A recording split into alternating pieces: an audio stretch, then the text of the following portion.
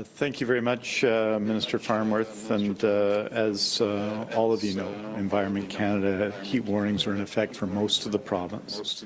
The very high temperatures are expected to continue for the next 48 hours at least, and that this is happening, of course, at a time when many people in the province are experiencing very poor air quality from wildfires. That will affect an increasing number of people in the province this weekend. Extreme heat is dangerous. It takes a toll on people's health. It's especially risky for people who are vulnerable, like seniors and people dealing with chronic health conditions. When temperatures go up, it's time for all of us to step up, to help keep people safe and to help keep people cool, to help protect ourselves and our loved ones. The province is mobilized to help people during this heat alert across the healthcare system and across other government ministries, as Minister Farnworth has said. Working together with our health authorities and local government partners, we're ready to help people and communities beat the heat, and this work is already underway. All of our health authorities have all their systems on emergency footing to help anyone who might experience heat or smoke-related challenges.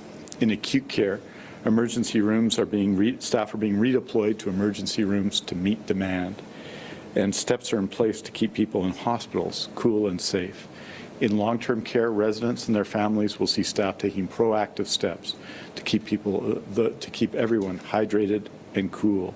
In home care, caregivers will be checking in with you, with everyone, to make sure that they're okay, and if they need help, they'll get the help that they need. In all of these sectors of the healthcare people, the people that we connect with regularly, we are mobilized, as we have been in the past, to assist.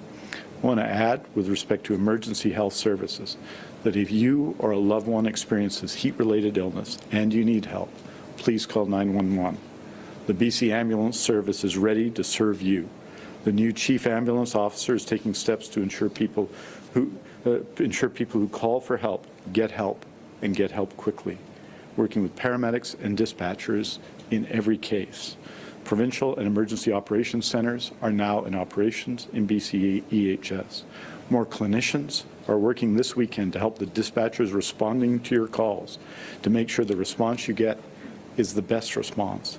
Managers have stepped up to work at hospital ERs to make sure people who need immediate medical attention get out of ambulances and into care as quickly as possible. The Chief Ambulance Officer is also taking steps to make sure paramedics are well supported.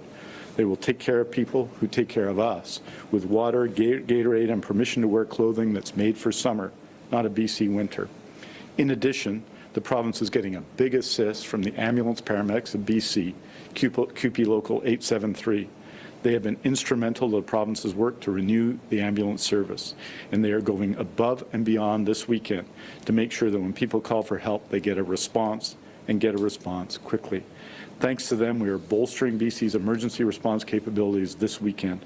This includes the activation of on-call rural shifts to full-time for the weekend periods, pre-scheduling overtime with a pick-a-partner, pick-a-time approach, flexibility with pairing and using EMR staff in the Lower Mainland from other areas by teaming them up with other paramedics, transfer calls for 911, low acuity, staffed with EMRs, alternate transportation being made available, and redeploying community paramedics in some parts of the province to higher demand areas, and also additional manager support to respond to 911 calls. In addition, our teams at HealthLink BC, who have done exceptional work throughout the pandemic in British Columbia and who receive dramatically more calls every day, are prepared to take more calls this weekend. If you need help from HealthLink BC, call 811. Our approach to this weekend's expected heat is really a community effort. We have all hands on deck to be there. We are truly all hands on deck to be there when you need help. And you can join in this effort by taking caution and reaching out to people in your circles to remind them to keep cool and seek clean air, to talk to those people in your circles, your friends, your family, who are vulnerable, who may be our elders or have chronic diseases, who need our help and support. Don't worry about being a bother. Contact people and engage with them. The heat sometimes has an effect on all of us, which we do not immediately recognize ourselves. So let's support one another this weekend. Follow the outstanding advice from the BC CDC on the health authority websites and on other sources of information to take the steps you need to take to stay cool as well. And with that in mind, I'm honored to introduce Dr. Henderson. She's the Scientific Director of Environmental Health at the BC Centre for Disease Control. She's an environmental epidemiologist, and she's been studying the health effects of wildfire smoke and extreme hot weather for over 20 years. And she's here to talk to everyone in BC about steps that they can take, about the impact of smoke, the impact of heat, and what steps they can take to stay safer. Dr. Henderson.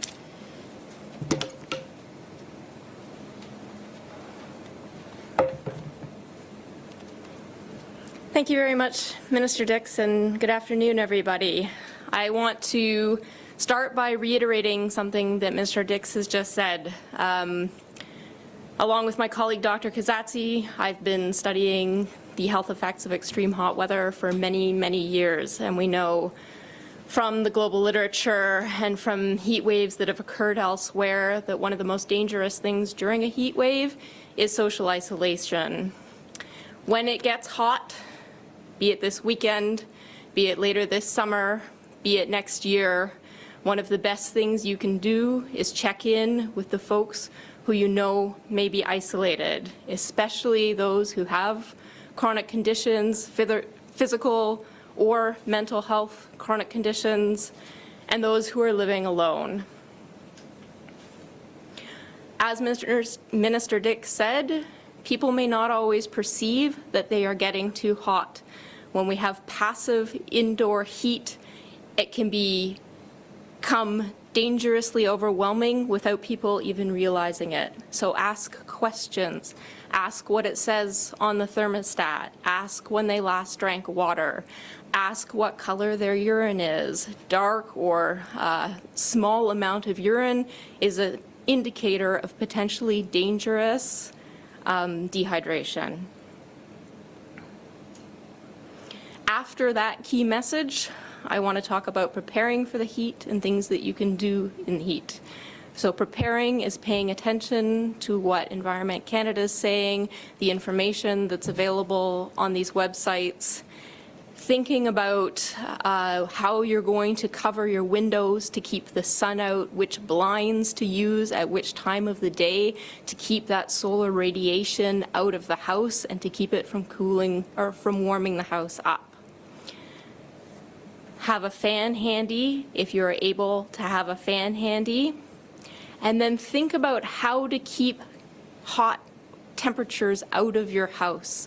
So one of the key messages is that once it gets hotter outside than it is indoors, you should be shutting your windows, pulling those blinds, and trapping the cooler air that's indoors inside until the temperatures get lower again overnight, and then open everything up again to let that cooler air back in. When it gets hot, make sure that you're drinking plenty of water and that people around you are drinking plenty of water. Often just drink more water than you think you need. Cool yourself down either by staying in air-conditioned spaces if you can, in cooling centers that are in the community, or applying water to your body. A wet towel over top of you can really help with that evapotranspiration and make you feel cool the way sweat makes you feel cool. Know the symptoms of dangerous heat exhaustion and heat stroke. If you find that people are getting confused, dizzy, fainting, you need to call right away for help because that can turn into an emergency very quickly. After you call, get the person cooled down. Tub of cold water, wet towels all over them, whatever you can do to help cool the body down will help to protect that person. I want to switch now a little bit to wildfire smoke. It's been very smoky throughout the central interior of the province through the past several weeks. The forecast is showing that we are going to have a change in weather systems and that change may start bringing smoke to other parts of the province as well. So not only is it going to be hot, it may also be quite smoky. This is a particular risk for anybody who has a pre-existing respiratory condition, such as asthma or chronic obstructive pulmonary disease. It's also a risk for anybody whose health may be compromised on a day-to-day basis. That smoke causes irritation and it can cause inflammation that affects the entire body. The best way to protect yourself from wildfire smoke is to try to minimize your exposure. That means running a portable air cleaner in your house if you can, or making a do-it-yourself air cleaner out of a box fan and an air filter. Anything to take those small particles in the smoke out of the indoor air. It may mean wearing something like an N95 or a KN95 respirator when you're outdoors. More importantly, take it easy when you're outdoors. If you're really exerting yourself, you may be breathing 10 times more air than when you're resting. That means that you're 10 times more exposed to the wildfire smoke. So everybody needs to be careful with these two environmental conditions that may come together over the weekend. And as Minister Dick said, we really all need to look out for each other and need to ensure that we're checking in with those people who are at most at risk from these exposures. Thank you very much. Back to Minister Dix.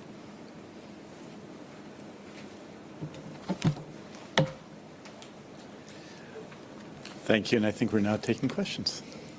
As a reminder to media on the phone, please press *1 to enter the queue. You will be limited to one question and one follow-up. Please also remember to take your phone off mute. You will not be audible until your name is called. Our first question today is from Binder Sajan, CTV. Please go ahead.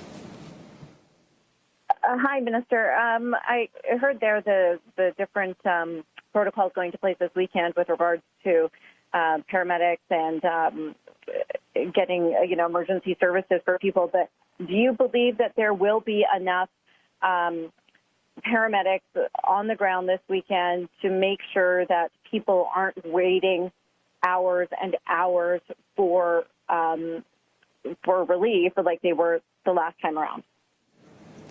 Thanks for your question. Our team at BC Emergency Health Services, led by our Chief Ambulance Officer, Leanne Heppel, who, as you know, has been in place for a couple of weeks, and our new chair of the board, Jim Chu, I think have done some really exceptional things. The list of measures I talked about to get more people in the field, to get more supports for them, to improve the time around transfers when people go to emergency rooms, we'll be using as well our urgent and primary care centers around the province.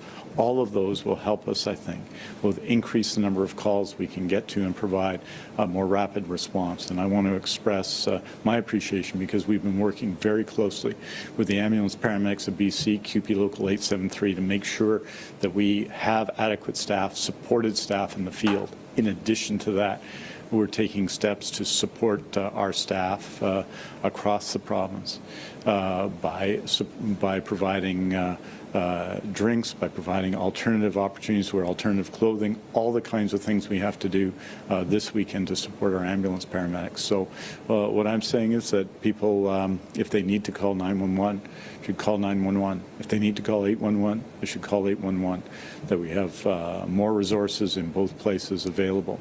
As you also know, Binder, there's been a significant increase over the period now of months, really, since really we began to see the end of the third wave of COVID-19. I think I heard 30 of the 32 highest days of ambulance calls in history have been in the last period, which means we're seeing a fundamental change in resources. We posted a very significant number of positions at the beginning of June, full-time positions. So we're transferring people to full-time positions to stabilize the service. And the 85 paramedics I announced a couple of weeks ago, 30 dispatchers, those positions will be posted at 3 o'clock this afternoon. So we're also taking steps not just for this weekend and all the work that's gone into it from QP Local 873 and from our team at BC Emergency Health Services for this weekend. The plan is in place to continue to improve and meet this extraordinary demand for ambulance services in the months to come. Binder, did you have a follow-up? Yes, please. And Minister, I heard you reference the end of the third wave there. The federal government today releasing modeling that says we could be on the cusp of a fourth wave. And also we know that very soon someone who tests positive for COVID-19 in Alberta won't have to isolate. So I'm just wondering, how worried are you about that leading to Albertans coming to BC while positive? And do you think BC could soon follow in that direction? Well, we have no plans, none, to change our requirements around self-isolation in BC. We have no plans, none, to change our approach to contact tracing in BC. That the public health part of the response will continue to be substantial and meet the necessary needs of people who get sick with COVID-19, who not just don't need advice, and we need to obviously contact trace and work with the broader community of people around them, and also help them during what can be a very stressful and, of course, for many people, a period when people get extremely sick. So all of those things are the steps we're continuing to take. The public health steps continue. As you know, we've eased restrictions over the last period. We're in step 3 right now of our plan, our reopening plan, and step 4.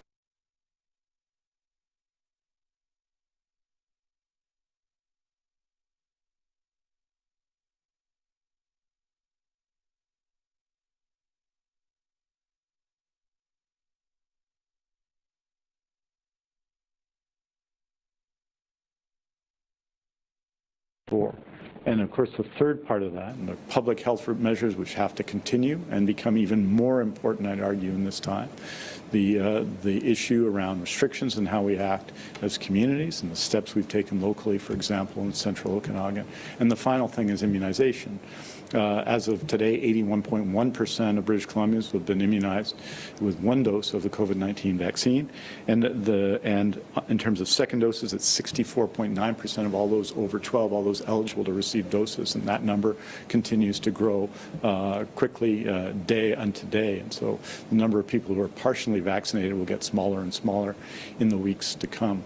But the key, and I say this, is that immunization is our critical response.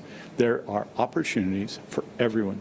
This weekend, although it's a difficult weekend for many people because of the heat, a difficult weekend because of the smoke, a difficult weekend in many ways, and it's a long weekend, of course, in BC. There are opportunities this weekend to get immunized, and on Tuesday, and then on Walk-In Wednesday, when there will be very significant opportunities to be immunized everywhere in BC, 20,000 extra doses going out so that everyone across BC can walk in. We have to raise immunization rates. We've had one of the best immunization, vaccination programs in the world here in BC. It has been remarkable, but we have to do better. If you look at the numbers, Binder, you'll see that that above 50, there's very little difference between the health authorities, between Vancouver Coastal and Fraser Health, and Interior Health and Northern Health and Vancouver Island Health. Under 50, there's a significant difference between the number of people immunized in Vancouver Coastal, Fraser, and Vancouver Island Health than in Interior Health. So we need to raise immunization rates for people under 50 in the Interior Health Authority, and there is opportunities to do that, including special pop-up clinics that have been established in Kelowna, for example, in the last few days and across Interior Health. So immunization is key to that. That's why we have our Vax for BC campaign, and we ask everyone to get immunized. It is more important than ever for us to continue to push that number up. We don't want to be the best in the world. We want to be as high in terms of immunization rate as we can go. Our next question is from Lisa.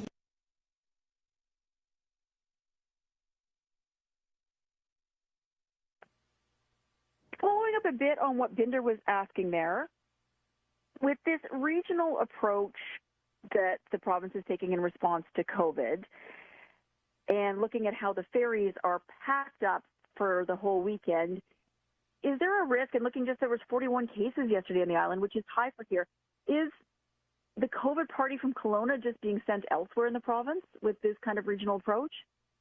I would say that COVID-19 exists all over BC, and the threat of transmission of COVID-19 exists everywhere in BC. And I'm sure when the numbers are announced shortly today, you'll see cases in every health authority in BC. And what that means is that in every health authority in BC, that we need more people to get vaccinated. So even in Vancouver Coastal Health, where that number is north of 85% now, over 12, there's something that's better than 86%, and that's 87%, 88%, and 89%. That vaccination is the key, and there are opportunities right now, this weekend, this next week, the week after that, to get vaccinated for everybody who wants to get vaccinated in BC, and we have to make that case. People have to continue to be cautious. We're at step 3 in our reopening, not at step 4, we're at step 3. And we are going to continue to support and help people who get sick with COVID-19 everywhere in BC. What we see, what we continue to see, is that overwhelmingly our new cases of COVID-19 are amongst unimmunized people, and we have to assist them in getting immunized to the maximum possible degree. And of course, when people get sick, assist them as well. Those are important things. There's a lot of desire, I know, to take an us versus them approach, but this is only us, all of us together in BC, who have to work together at this stage in the pandemic, as we have throughout, to deal with the consequences of COVID-19. So I think that with respect to restrictions, we're in a good space, that people need to be respectful of other people. Remember that it is recommended in indoor public spaces to wear masks everywhere in BC. It's mandatory, of course, in the Central Okanagan local health area. But I think we all have to work in our own communities, in our own areas. This isn't about people in the Central Okanagan just saying that issues come from elsewhere, because as you know, in the Central Okanagan overall, there have been lower rates of COVID-19 through most of the pandemic, or people from other regions talking about a party moving there. It's our responsibility everywhere to take steps, and I would expect that we'll do that. Lisa, did you have a follow-up? Looking at this push for vaccinations and saying that vaccinations are key, and looking at the changes in Alberta, that people are not going to have to isolate as of the 16th. By the 31st, they're only testing in high-risk situations, and they're not doing contact tracing anymore starting mid-month. Is this really a message to people that if you can't be bothered to get vaccinated, we're kind of done protecting you? Like, is it a real shift in philosophy that we've done as much as we can as a government, as public health, and now it's up to you to get the shot? Well, remember, Lisa, we're talking about Alberta, not British Columbia in that case.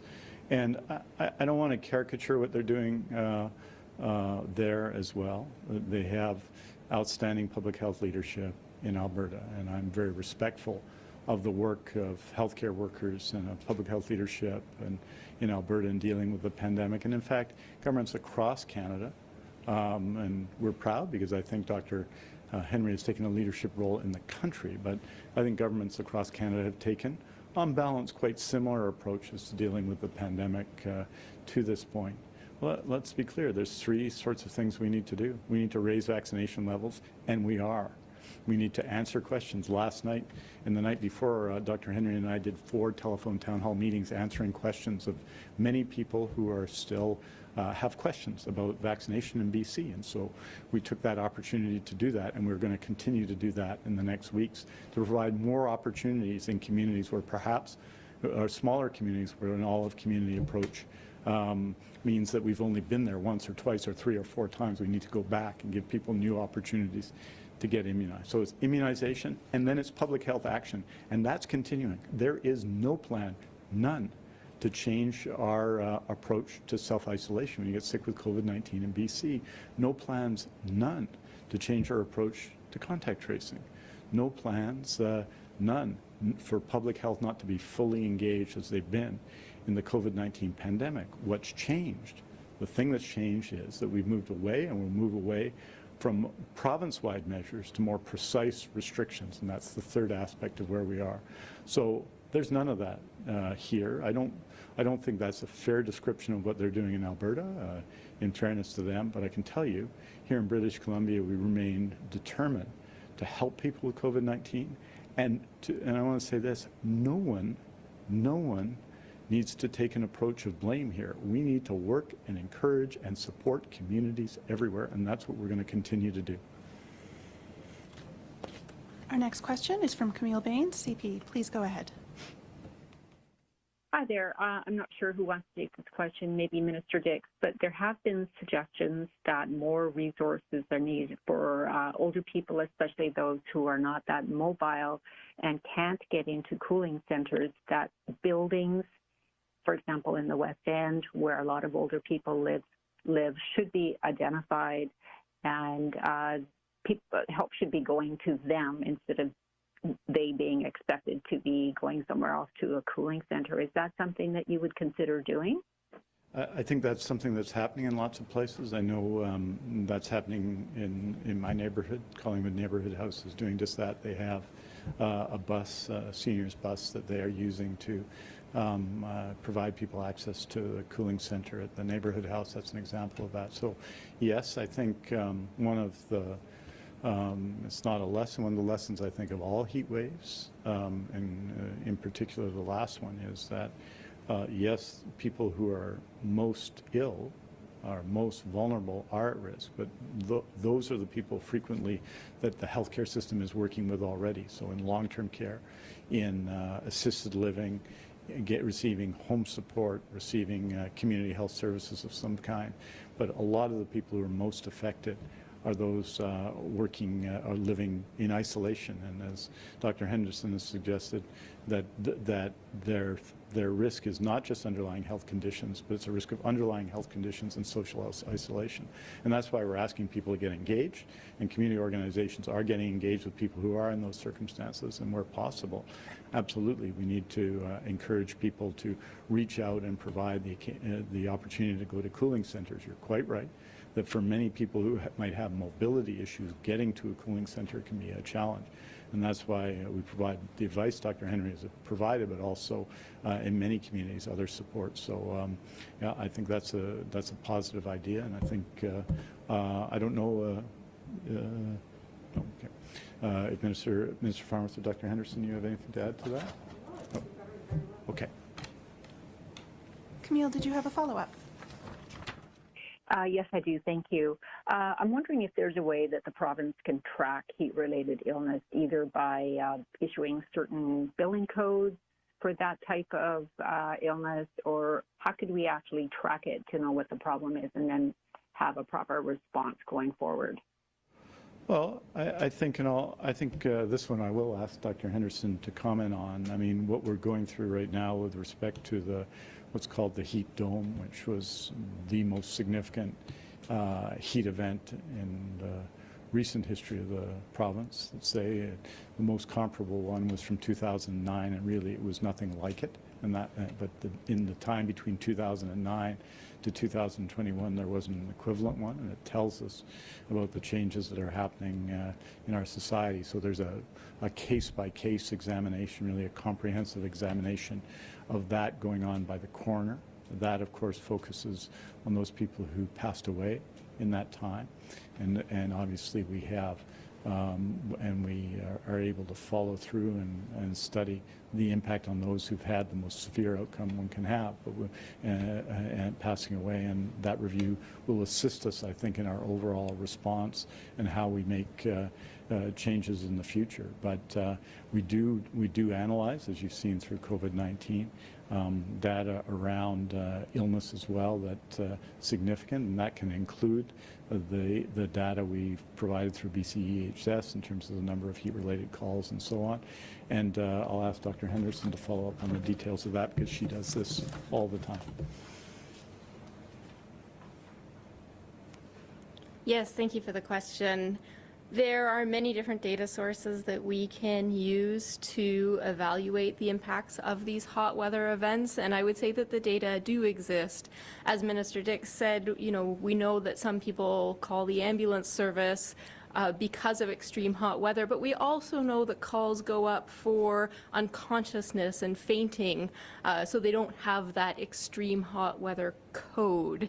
We can see in the ER visit data that there was a number of increases in ER visits for complaints due to extreme hot weather. So the data exist. Now it's time to use them to the best of their ability and to harness them. You know, we've really seen the power of displaying data through the COVID-19 pandemic with the provincial COVID dashboard, and that's kind of how we have to be thinking so that we can keep a really close eye on these events as they occur. The next question is from Colton Davis, Radio NL. Please go ahead. Hi there. Question is for Minister Farnworth. You mentioned off the top reimbursements for communities that open cooling centres. I'm just curious, would that reimbursement be retroactive to the previous heat wave or previous heat waves, in our case, in the interior? I'm just asking, I know locally in Kamloops, the cooling centre was open for more than 2 weeks from late June and early July, and then it opened again for another heat wave we had. And also another part of that question is we've had a civic building used in Kamloops for refuge from wildfire smoke for 2 full weeks now, and it's staying open until further notice. Would a smoke relief center be reimbursed as well, or would this just include cooling centers at this point? It is for cooling centers. In fact, the financial relief was in place during the last heat event. So that would be covered, and that was communicated to local governments. And certainly, in the case of a smoke facility, a civic facility that's kept open, again, that would also be covered. Colton, did you have a follow-up? No, that's good for right now. Thank you.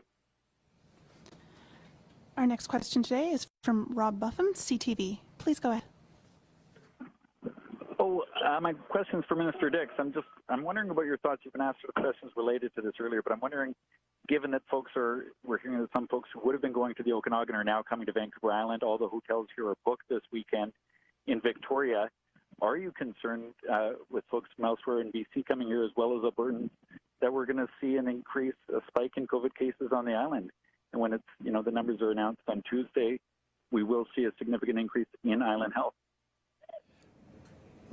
First of all, I'd say about numbers being announced. Remember, and this is important when we reflect on numbers in the central Okanagan, for example, where we've seen cases, that the measures we talked about were taken as of Wednesday night at midnight, and it's going to take some time for those changes to have an effect on new cases. So we may or may not see anything anywhere on Tuesday morning in any event. It won't be because of travel on the weekend. So that's just the nature of COVID-19 case data. I think on Vancouver Island we are in a good place.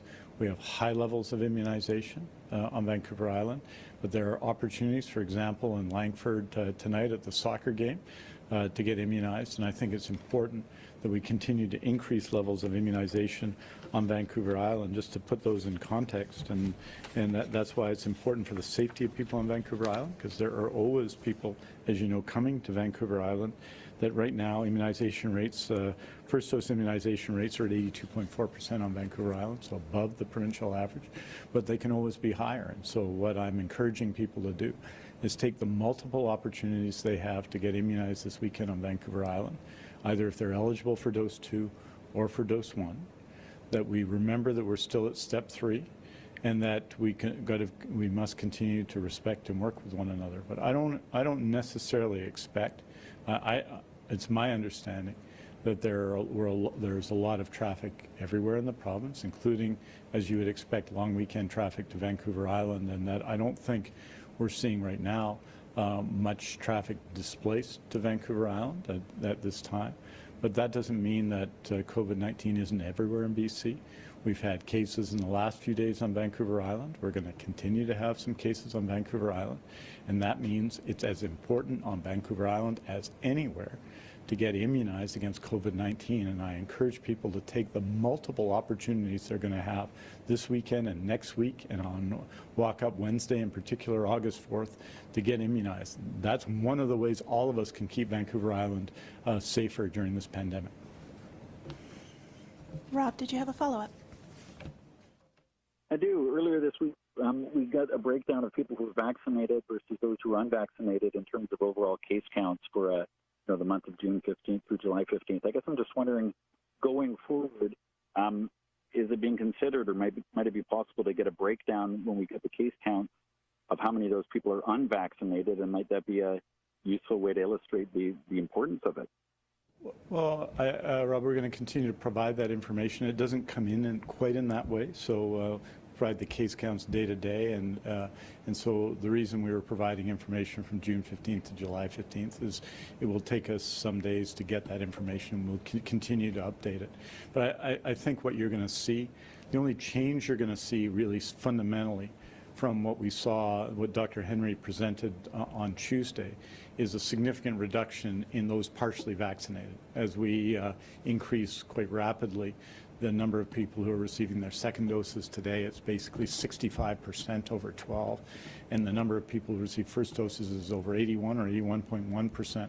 You see that the number of people who have only received one dose is down to 1 in every 6 people. It was much higher on June 15th when that previous information was provided. So what we're going to see, I think, is pretty much the same thing in the coming months, and we will be providing that information. It does make the case, as you suggest, about the value of vaccination and keeping people healthy. I just want to say to everybody, it's a nasty, vicious virus. It's vicious. It can affect you. Some people don't get affected that much and recover quickly. Some people, whatever their age, are affected for a long period of time. And so it's not just an issue of hospitalization or mortality, it's an issue of its effect on your health. And that is a profound, strong reason to get vaccinated among the dozens of strong reasons to get vaccinated right now. And that's all the questions we have for today. Thank you, everyone, for joining. Thank you very much. Thank you, everyone. Have a safe weekend.